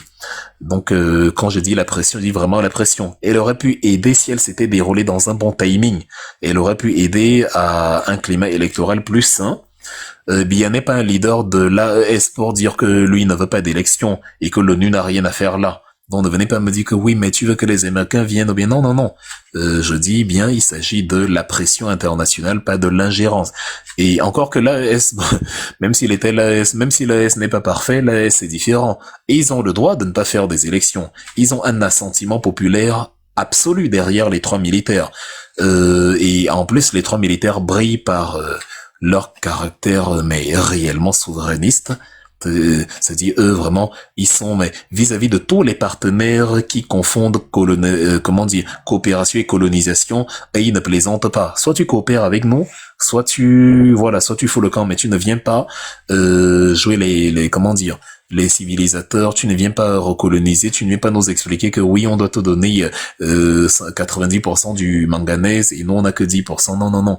Et donc le peuple là-bas, dans ces États, dans sa majorité, en tout cas, a accepté que c'est une situation exceptionnelle et ils ne sont pas pressés là-bas de faire des élections.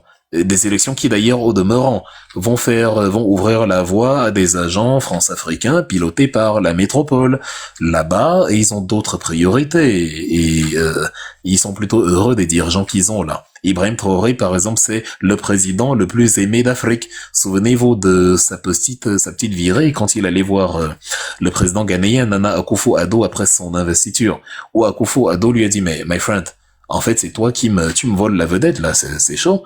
Finalement, moi, je vais te laisser le pouvoir, hein, parce que les Ghanéens, au lieu de m'applaudir, c'est toi qui les applaudis. Donc, j'ai dit tout ça pour ceux qui vont venir me dire pourquoi je soutiens les militaires, pourquoi tu soutiens les militaires au Niger, au Burkina, et tu demandes que les instances internationales fassent pression pour le jeu électoral au Cameroun, blablabla. Non, ce n'est pas la même chose. C'est pas pareil.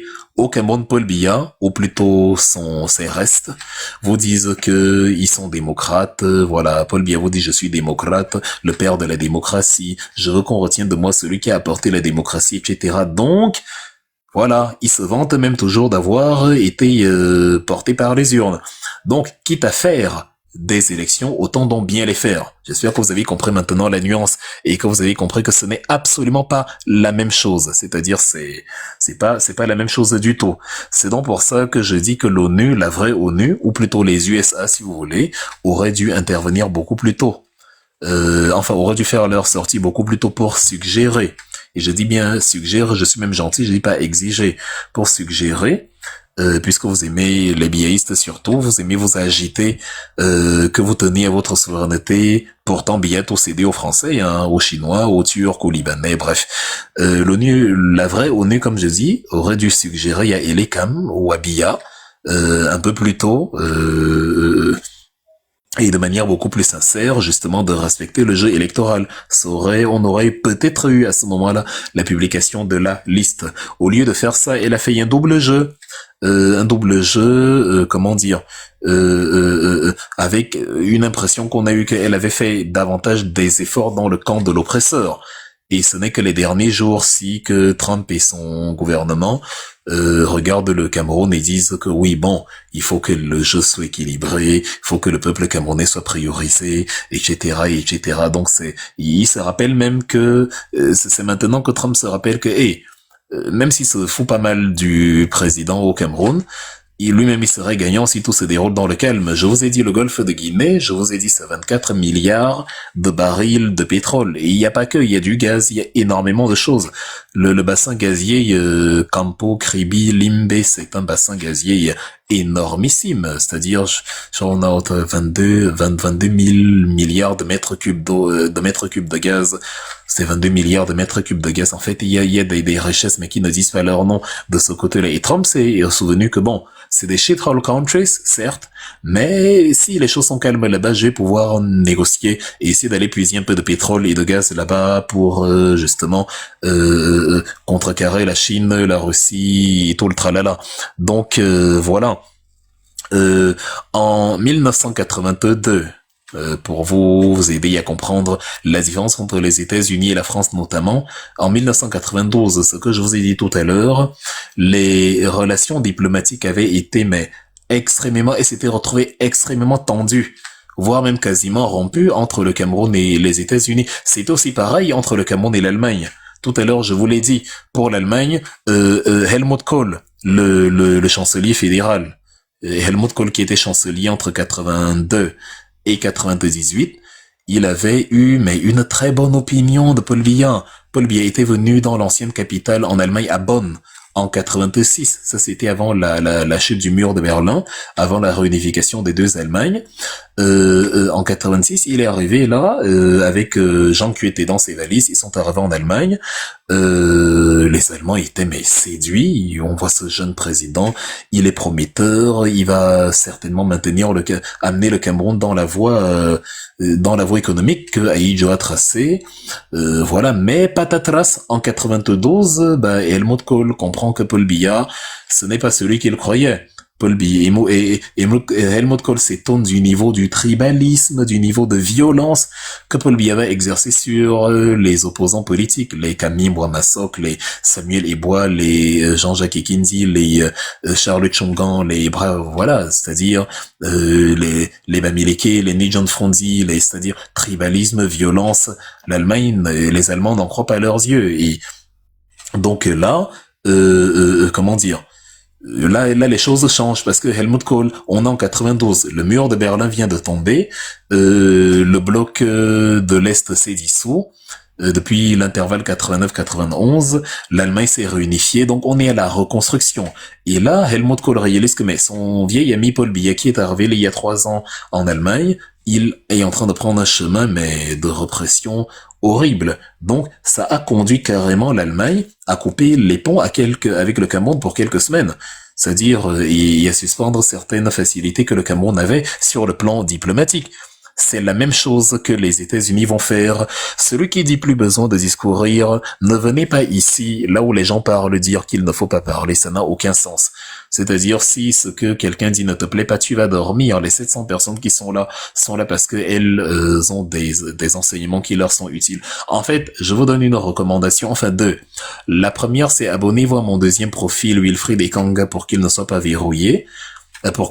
Si je suis verrouillé ici, l'autre profil sert de profil alternatif. Mettez mon deuxième compte à 30 000 abonnés, comme le premier compte sur lequel je fais ce live, parce qu'on va énormément nous supprimer. Les gens qui écrivent les bêtises que vous lisez en commentaire, ils vont signaler, parce qu'ils ne font que ça, ils vont empêcher nos lives de fonctionner, ils vont signaler, ils vont nous nuire, ils vont essayer de nous nuire. Donc abonnez-vous à ce deuxième compte. Deuxième recommandation, n'écrivez pas un commentaire quand vous n'avez rien à dire. Certains commentaires, tu les lis, tu te dis mais pourquoi est-ce que tu ressens la nécessité d'écrire cela? On est en train de parler des choses intéressantes, des choses importantes. On est en train de rappeler des données historiques qui peuvent être utiles. Au lieu de prendre des notes, c'est gratuit. Tu viens dire des bêtises. Donc voilà. L'Allemagne donc a suspendu ses rapports avec le Cameroun pendant plusieurs semaines. Les États-Unis de George Herbert Walker Bush, le père de George Bush Jr., qui était président donc à cette époque-là, ils ont suspendu. En novembre 92, les États-Unis ont suspendu leur aide au Cameroun. C'est-à-dire, même les Américains, même les Allemands étaient étonnés par le niveau de barbarie de Paul Biya. Donc voilà, ça fait que les États-Unis sont impliqués. Enfin, les États-Unis connaissent le dossier Cameroun. Les approches sont différentes. La plupart du temps, ils laissent la France agir parce que c'est le précaré de la France et que bon, intrinsèquement, les Américains s'en foutent.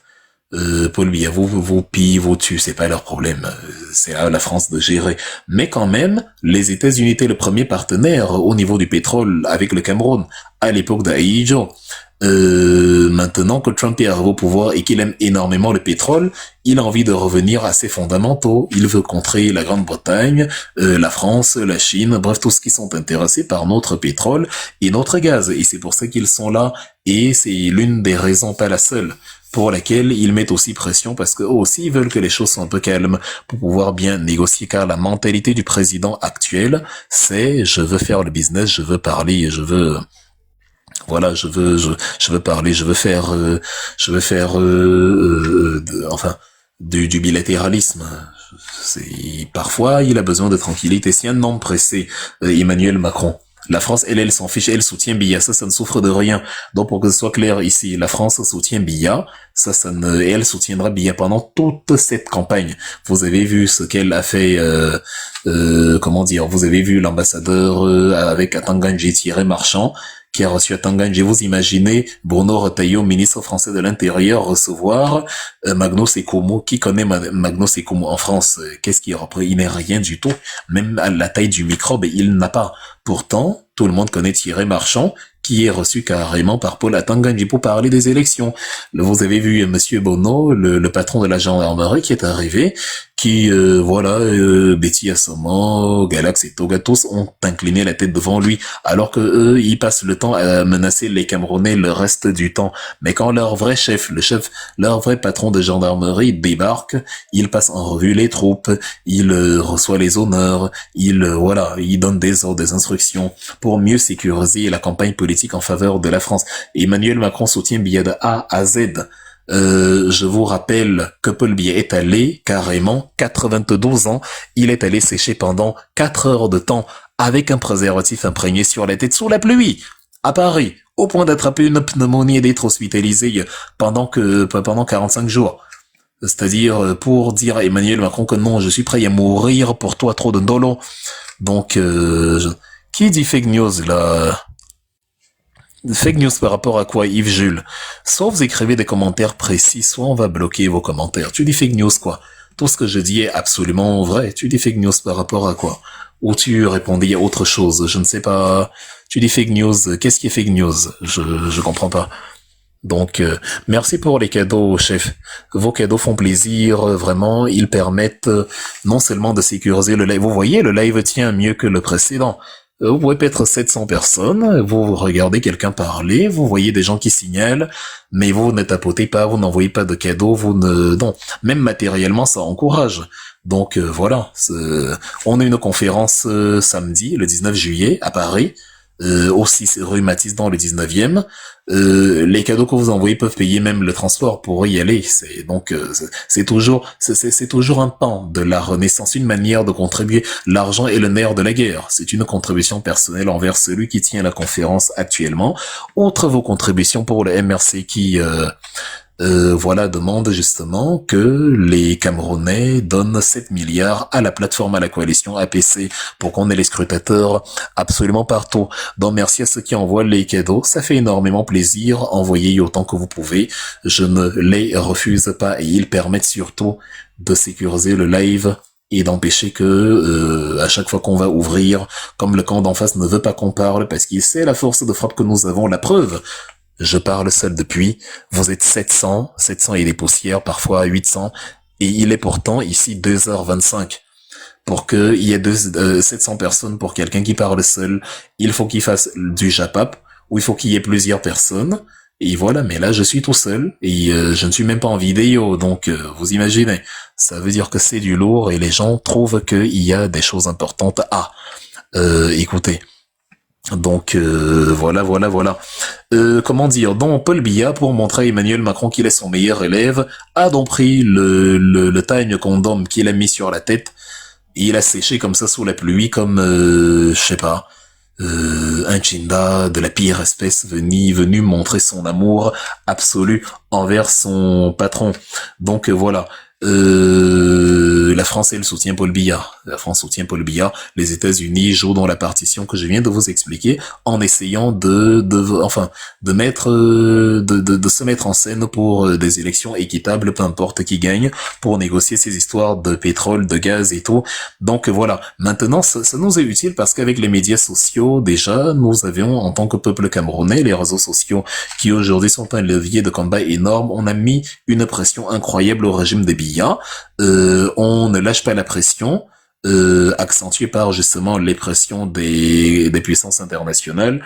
Et voilà. Et à tous ceux qui veulent nous provoquer, hein, je l'ai dit ici, je vous rassure, nous avons réponse à absolument tout. C'est-à-dire, si ça te dérange que moi, le panafricain Wilfried Ekanga, je trouve des points positifs à la pression internationale, sache, bon, déjà que vous ne connaissez rien au panafricanisme parce que ça n'a aucun rapport de deux.